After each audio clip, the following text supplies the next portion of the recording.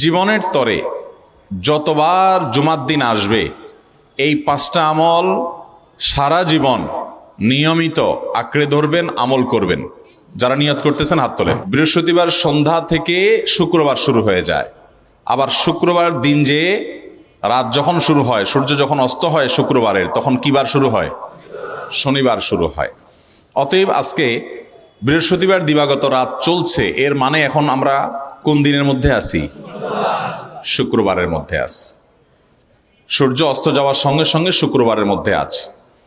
শুক্রবার বা জুমার দিন, এই দিন সম্পর্কে কোরআন এবং হাদিস থেকে ঘেঁটে আমরা 14টা আমলের কথা একটা লম্বা বড় ভিডিওতে বলেছি।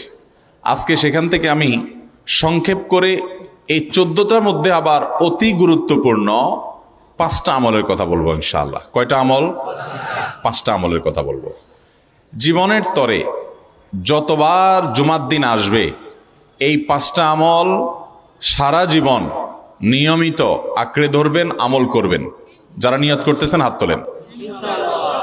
আল্লাহ আমাদের সবাইকে আমল করার তৌফিক দান করুন। আল্লাহ আমাদের সবাইকে কবুল আর মঞ্জুর করুন।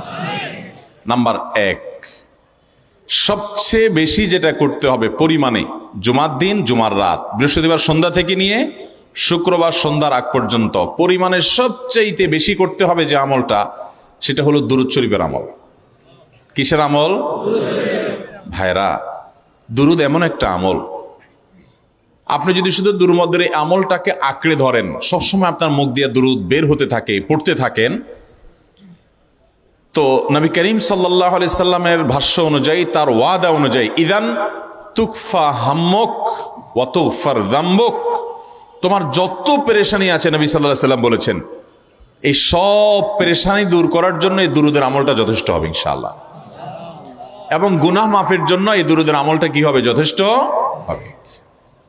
নবী করিম সাল্লাল্লাহু আলাইহি সাল্লাম বলেছেন, মান সাল্লা আলাইয়া মাররাতান সাল্লাল্লাহু আলাইহি আশরা, যে ব্যক্তি আমার প্রতি একবার দুরূদ পাঠ করবে, আল্লাহ রাব্বুল আলামিন তার প্রতি 10 বার রহমত নাজিল করবেন। কয়বার রহমত নাজিল করবেন?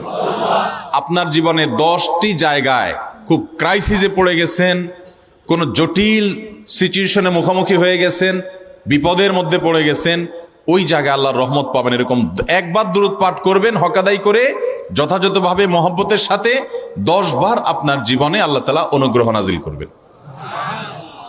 নবী করিম সাল্লাল্লাহু আলাইহি ওয়াসাল্লাম বলেছেন, আকসিরু আলাইয়া মিনাস সালাতি মিন ইয়াউমিল জুমআতি ওয়া লাইলাতিল জুমআহ, তোমরা জুমার দিন এবং জুমার রাতে আমার প্রতি বেশি বেশি দুরূদ পাঠ করবে, দুরূদ প্রেরণ করবে। ফাইন্না সালাতাকুম মা'রুদাতুন আলাই, কারণ তোমরা যে দুরূদ পাঠ করো এটা আমার কাছে পেশ করেন আল্লাহর ফেরেশতারা, এবং রীতিমতো নামধাম সহকারে আল্লাহর একদল ফেরেশতা নিয়োজিত আছে। তারা বলেন, আল্লাহ, হে আল্লাহ রাসূল, আপনার অমুক উম্মত, অমুক অনুসারী, আল্লাহর অমুক বান্দা পৃথিবীর অমুক প্রান্ত থেকে, অমুক দেশ থেকে, অমুকের সন্তান, সে আপনার প্রতি দুরূদ পেশ করেছে জুমার দিনে, জুমার রাতে বা অন্য সময়ে। এটা নবী করিম সাল্লাল্লাহু আলাইহি সাল্লামের কাছে রিপোর্ট দেওয়া হয় আল্লাহর নিযুক্ত ফেরেশতাদের মাধ্যমে। আপনি যখন দুরূদ পাঠ করবেন, আপনার ভিতরে এই ফিল হবে যে আমি দুরূদ পাঠ করছি, আর আমার নবীর কাছে এটা উপস্থাপিত হচ্ছে আমার নাম ধাম, আমার রিপোর্ট সহকারে।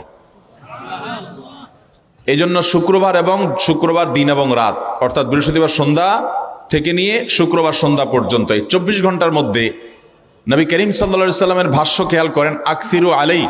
ওলামায়ে কেরাম জানেন, নবী আলাইহিস সালাম সাধারণত কোনো আমল পরিমাণে বেশি করতে বলতেন না। পরিমাণে বেশি করতে বলার মতো আমল খুব কম ইসলামে। গোটা কোরআন যদি খোলেন আপনি, পরিমাণে অধিক করতে বলা হয়েছে এরকম আমল খুব বেশি পাবেন না। তোমরা বেশি বেশি করে নামাজ পড়ো, বেশি বেশি করে রোজা রাখো, এরকম কথা কোরআন হাদিসে নাই। অবশ্যই একজন ইমানদার 5 ওয়াক্ত ফরজ নামাজের পাশাপাশি অধিক পরিমাণে নফল নামাজও পড়বেন, সেটা ভিন্ন কথা। কিন্তু কোরআনে বেশি পরিমাণে আল্লাহর জিকির করার কথা বলা হয়েছে। আর নবী করিম সাল্লাল্লাহু আলাইহি সাল্লাম বৃহস্পতিবার সন্ধ্যা শুরু হলে শুক্রবার সন্ধ্যার আগ পর্যন্ত বেশি পরিমাণে করতে বলেছেন যে কাজটা, সেটা হলো দুরূদ শরীফের আমল। অতএব ভাইরা আমার, বৃহস্পতিবার সন্ধ্যা থেকে নিয়ে শুক্রবার সন্ধ্যা পর্যন্ত, আপনি দোকানদার মানুষ, বৃহস্পতিবারে ব্যবসা করছেন, দোকানদারি করছেন, কোনো অসুবিধা নেই। আপনার অবসর সময়গুলোতে মুখ দিয়ে দুরূদ পড়তে থাকবেন। দুরূদের মধ্যে সবচেয়ে শ্রেষ্ঠ দুরূদ হলো নামাজে যেটা পড়েন, দুরূদ ইব্রাহিম, আল্লাহুম্মা সাল্লি আলা মুহাম্মদ ওয়া আলা আলি মুহাম্মদ কামা সাল্লাইতা আলা ইব্রাহিম ওয়া আলা আলি ইব্রাহিম ইন্নাকা হামিদুম আল্লাহুম্মা বারিক আলা মুহাম্মদ ওয়া আলা আলি মুহাম্মদ কামা বারাকতা আলা ইব্রাহিম ওয়া আলা আলি ইব্রাহিম ইন্নাকা হামিদুম। তাহলে দুরুদের এই আমলটা এটা করার জন্য আল্লাহ তাআলা এমন সহজ করে দিয়েছেন যে ওযুর প্রয়োজন নাই, আপনার ওযু নাই, তারপর আপনি দুরুদ পাঠ করতে পারবেন। এবং আপনি এই বড় দুরুদ পড়ার মতো সময় নাই, তো আপনি একেবারে সবচেয়ে সংক্ষিপ্ত দুরুদ পড়েন সাল্লাল্লাহু আলাইহি ওয়াসাল্লাম, তাতেও দুরুদ পাঠের সওয়াব পাবেন। চেষ্টা করবো তো ইনশাআল্লাহ। শুক্রবার আসবে, দুরুদ বেশি বেশি করে পাঠ করব। আপনি দোকানে কাজ করেন, আপনার দোকানে আপনার সহকর্মী আরো কাজের লোক আছে, আপনি সবাইকে স্মরণ করাবার জন্য নিজে জোরে জোরে দুরূদ শরীফ পড়বেন এবং বলবেন যে শুক্রবার শুরু হয়ে গেছে, সবাই দুরূদ শরীফের আমল করো। ভাইরা আমার, আমি আমার জীবনের কথা বলতে পারি। আমার জীবনে ওই যে হাদিসের উপরে ইয়াকিন এবং বিশ্বাস আলহামদুলিল্লাহ ছিল, আমার জীবনে আমি অনেকবার দেখেছি এরকম জটিল পরিস্থিতি হয়েছে যে দেয়ালে পিঠ থেকে গেছে। আপনি বললেও উনি ওনার ছেলের দিকে কেয়ার করবে, কিন্তু আপনি এটা বলার কারণে তার নৈকট্য পাবেন কি পাবেন না, তার সিম্প্যাথি পাবেন কি পাবেন না। আরশে আজিমের মালিক তার হাবিবকে এত মহব্বত করেন, তিনি তার হাবিবের প্রতি এমনিতেই রহমত নাজিল করবেন, তাকে বিভিন্ন মর্যাদা আগে থেকেই দেওয়ার ঘোষণা দিয়ে রাখছেন। কিন্তু আপনি আমি দোয়া করলে আল্লাহ তাআলা তার মাধ্যমে আমাদের ভাগ্যকে সুপ্রসন্ন করে দিবেন। দুরুদের আমলকে জীবনের তরে আঁকড়ে ধরবেন ভাই, শুধুমাত্র জুমার দিন আর জুমার রাত না, সব সময় অধিক পরিমাণে। এরাবিয়ানদের মধ্যে আমলটা খুব বেশি আছে, তাদের দেখবেন তারা দুইটা আমল, মুখে দুইটা আমল, ভালো মন্দ তাদের মধ্যেও আছে, কিন্তু এই দুইটা আমল তাদের মধ্যে খুব ভালো। বেশিরভাগ মানুষই দেখা যায় অবসর সময়ে আস্তাগফিরুল্লাহ ইস্তিগফার করছে অথবা দুরুদের আমল করছে। আমাদের অবসর সব সময়গুলো নিয়ে গেছে মোবাইল ফোন। ভাইরা আমার, 4 বছর 5 বছর 6 বছর 7 বছর 10 বছর ধরে মোবাইল টিপতেছেন, ফেসবুক টিপতেছেন, ইউটিউব টিপতেছেন। বুকে হাত দিয়ে আমাকে জবাব দেয়া লাগবে না, নিজের বিবেককে একটু জবাব দেন। এই 10 বছর ফেসবুক, ইউটিউব, টিকটক, হোয়াটসঅ্যাপ টিপে আপনার অর্জন কি হয়েছে একটু হিসাব মিলান। এই যে স্ক্রল করতেছেন আঙ্গুল দিয়া, ঘন্টাকে ঘন্টা এই আঙ্গুল দিয়ে টানছেন টানছেন, নিচের দিকে যাচ্ছেন স্ক্রল করে ফেসবুকে, ইউটিউবে, একের পর এক। আপনার জীবনে অর্জনটা কি হয়েছে বলেন? ভাইরা আমার, এই মোবাইলের নিয়ন্ত্রণ করতে হবে, প্রয়োজনে ব্যবহার করতে হবে, কিন্তু এটাকে অনিয়ন্ত্রিত ব্যবহার করা যাবে না। একেবারে যখন তখন সারাদিন টিপাটিপি করলেন। আজকাল তো পোলাপান টয়লেটে গেলেও নিয়ে যায়। আল্লাহ তাআলা আমাদেরকে এই রোগ থেকে বেঁচে থাকার তৌফিক দান করুন। ভাইরা আমার, জীবনটাকে পরিবর্তন করতে হয়, সারা জীবন তো একরকম থাকলে হবে না। বহুত পাগলামি করেছি, আসুন নিজেকে সংশোধন করি। তাহলে জুমার দিন উপলক্ষে 1 নম্বরের আমল বলেছি, বেশি বেশি কোন আমল করতে হবে? সারা জীবন মনে রাখবো তো ইনশাআল্লাহ। বাসা বাড়িতে পরিবারের লোকদেরকে মনে করাবো তো ইনশাআল্লাহ। আমি আমার ড্রাইভার থাকুক, আমার ছেলে মেয়ে থাকুক, আমার পরিবারের লোক থাকুক, আমি আমার কথা আপনাদের বলি উৎসাহের জন্য, যে জুমার দিন শুরু হয়ে গেলে শুধু আমি না, আমার পরিবার অন্যান্যরাও একে অন্যকে আমরা স্মরণ করে দিই। কে কে দুরূদ পড়তে কতবার পড়ছো, কেউ পড়ছে কিনা একবারও, সন্ধ্যা হয়ে গেছে, অনেক হয়ে গেছে, সবাই শুরু করি। আমলটা করবো তো ইনশাআল্লাহ। নাম্বার 1। নাম্বার 2, জুমার দিন উপলক্ষে অন্য যে কোনো দিনের চাইতে জুমার দিন অর্থাৎ শুক্রবারের ফজর নামাজ পুরুষরা মসজিদে জামাতের সাথে পড়বেন, জামাতের সাথে পড়ার নিয়ত করবেন পাক্কা। কারণ অন্য যে কোনো দিনের ফজর নামাজ না, শুধুমাত্র যত নামাজ আছে, নবী করিম সাল্লাল্লাহু আলাইহি সাল্লাম বলেছেন আফদালুস সালাওয়াতে ইনদাল্লাহ, আল্লাহর কাছে দুনিয়ার সব নামাজের মধ্যে 5 ওয়াক্ত সাধারণ নামাজগুলোর মধ্যে সবচাইতে উত্তম নামাজ হলো সলাতুল ফজরে মাআল জামাআতে ইয়াউমাল জুমআ। জুমার দিন ফজরের নামাজ জামাতের সাথে আদায় করা হলো যত নামাজ আছে এর মধ্যে সবচেয়ে শ্রেষ্ঠ নামাজ।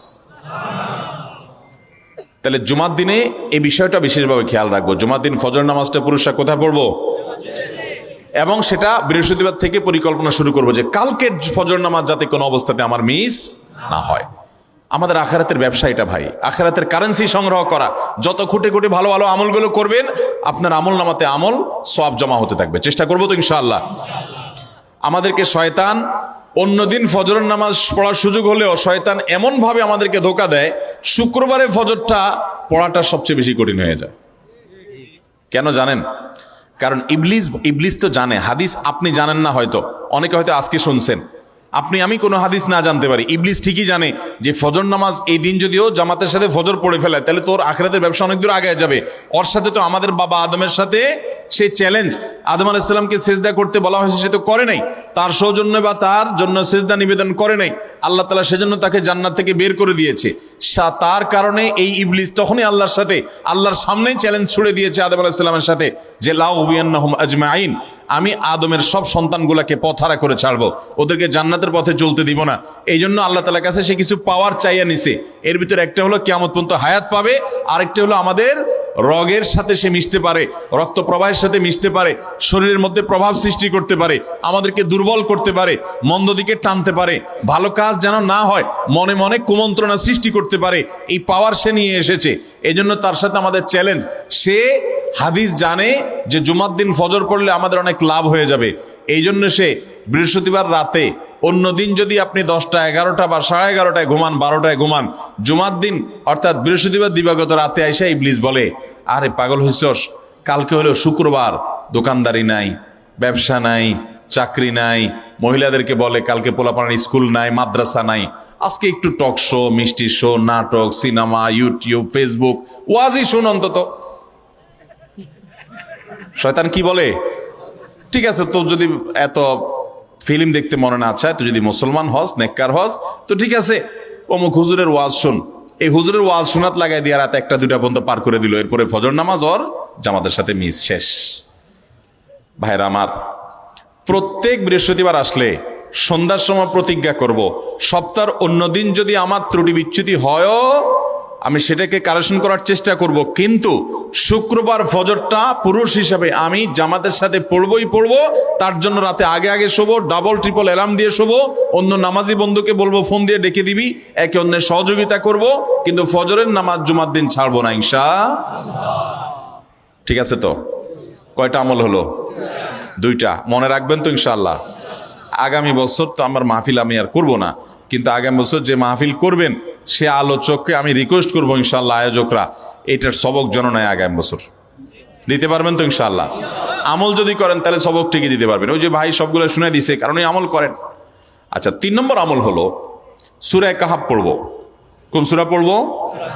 সূরা কাহাফ। যারা কোরআন পড়তে পারেন না তারা শুনবেন, আর যারা পড়তে পারেন তারা নিজে পড়বেন।